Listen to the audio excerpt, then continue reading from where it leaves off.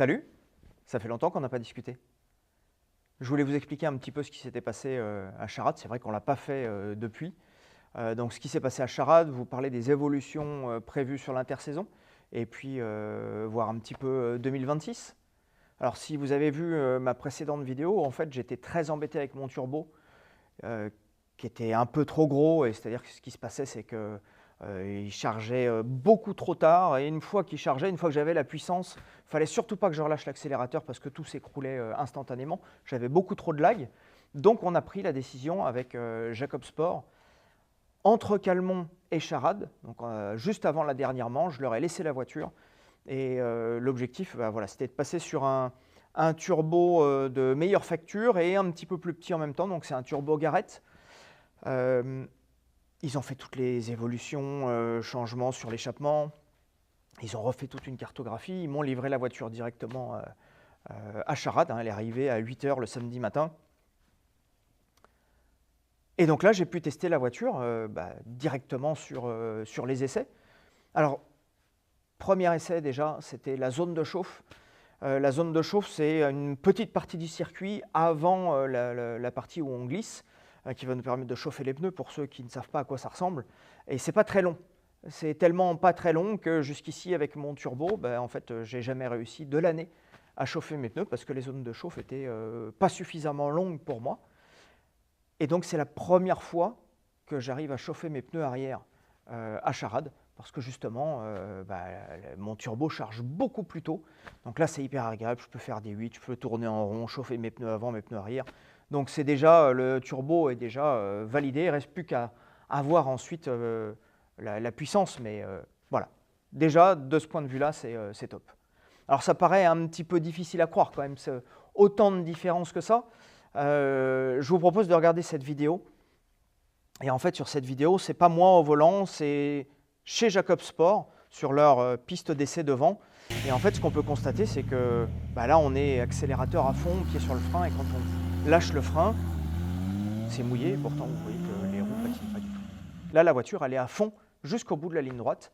Et on entend uniquement à la fin que le turbo a fini par charger et que la voiture commence à patiner. Juste après avoir monté le turbo, ils ont refait exactement le même essai au même endroit. Alors pas exactement le même essai, parce que pour le coup là c'est sec, mais toujours pareil, seconde, accélérateur à fond, pied sur le frein. Mais là vous voyez que dès que le frein est lâché, la voiture part tout de suite.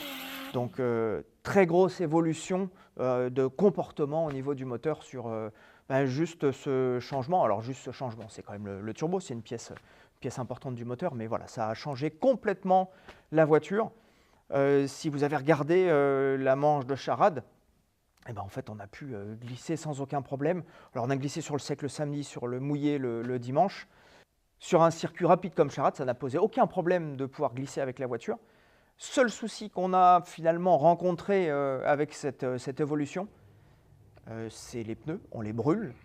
Si vous regardez la vidéo là, que vous avez en ce moment, l'énorme fumée blanche, c'est la voiture, parce que jusqu'ici, ce qu'on a fait, ce sont des réglages pour dégrader le train arrière. Pourquoi dégrader le train arrière? Parce qu'on avait du mal à faire glisser la voiture. Comme je vous le disais, le turbo chargeait trop tard, donc en fait on dégradait le grip arrière, on surgonflait les pneus, on faisait des réglages particuliers avec beaucoup d'ouvertures derrière pour que la voiture soit plus facile. Et donc là, c'est plutôt positif parce qu'on va devoir travailler dans l'autre sens. On va pouvoir retravailler dans l'autre sens sur les pressions de pneus, donc dégonfler. On va pouvoir remettre peut-être les roues droites, voire même de la pince. Enfin voilà, on va travailler dans le bon sens pour retrouver du grip. Si on retrouve du grip, la voiture ira plus vite. Il y aura un peu moins de patinage à l'arrière. Et je me doute que je ne vais pas faire 10 runs comme avec la E30, mais je pense qu'on va pouvoir avoir quelque chose comme 4 runs sur un circuit rapide comme Charade par exemple. Alors on s'est aperçu en fait à Charade d'une problématique. On s'en était aperçu déjà un petit peu avant dans la saison, mais là pour le coup c'était vraiment flagrant. C'est au fur et à mesure du week-end, on a de moins en moins de retours au volant.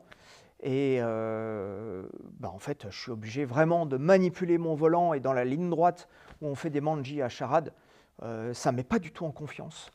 même obligé de remettre du frein à main pour l'aider, pour gagner du temps, pour pouvoir manipuler le volant, parce qu'il ne revient pas du tout seul. Donc on travaille dessus depuis quelques temps. Oui, si vous vous posez la question, on a de la chasse, on a mis beaucoup de chasse, on a testé plein de réglages, on a contacté IRP pour savoir ce qu'on pouvait faire sur le train avant, parce que c'est un train avant IRP, donc ce qu'ils pouvaient nous conseiller comme réglage pour améliorer tout ça. Là, on est en train de changer pour la 3e fois la crémaillère, on change également la pompe de direction. Voilà, l'objectif, c'est vraiment de régler cette problématique là, en cette toute fin d'année, et de pouvoir aller faire un roulage en tout début d'année 2026 avec la voiture, normalement sur piste sèche, en tout cas elle ne sera pas arrosée. C'est un circuit de kart, en plus ça va nous permettre de l'acheter dans un sens, dans l'autre, de vraiment mettre à rude épreuve la direction et de voir réellement si ça fonctionne. L'objectif là, c'est de valider la direction, de pouvoir faire quelques ajustements en réglage de train arrière, comme je vous le disais, et de pouvoir travailler aussi avec Jérémy de Jacob Sport, qui lui sera sur Pau, mais on va connecter son ordinateur à la voiture et pouvoir faire des ajustements aussi sur la carto, parce qu'évidemment la carto ne réagit pas tout à fait pareil entre ce qui se passe sur le banc et en réalité, donc il va pouvoir ajuster un petit peu en fonction de mes retours. Donc là, l'objectif donc, c'est de valider tout début janvier que tout fonctionne sur la voiture. Et puis ensuite, les évolutions, c'est barre anti-roulis à l'avant et à l'arrière. Et puis on s'arrêtera là sur les évolutions sur la voiture.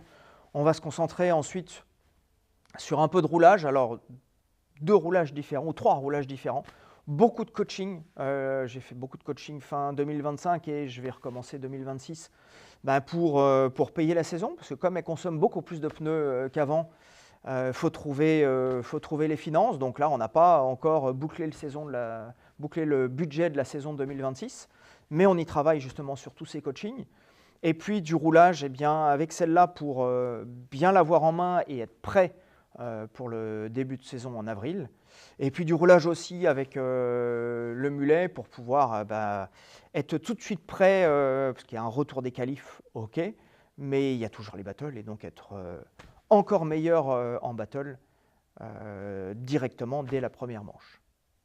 Donc voilà ce qui va se passer sur cette fin d'année. En début 2026, évidemment du simulateur, parce que le simulateur c'est pratique, on peut faire sans run dans la soirée, sans problème, sans rien casser, sans avoir consommé une goutte de carburant. Donc ça c'est plutôt cool. Donc du roulage avec la drifteuse, du roulage avec le mulet, du simulateur. Et puis voilà, l'objectif c'est d'être fin prêt en avril pour la première manche. Allez, je vous souhaite de très bonnes fêtes de fin d'année et puis je vous dis à bientôt. Salut!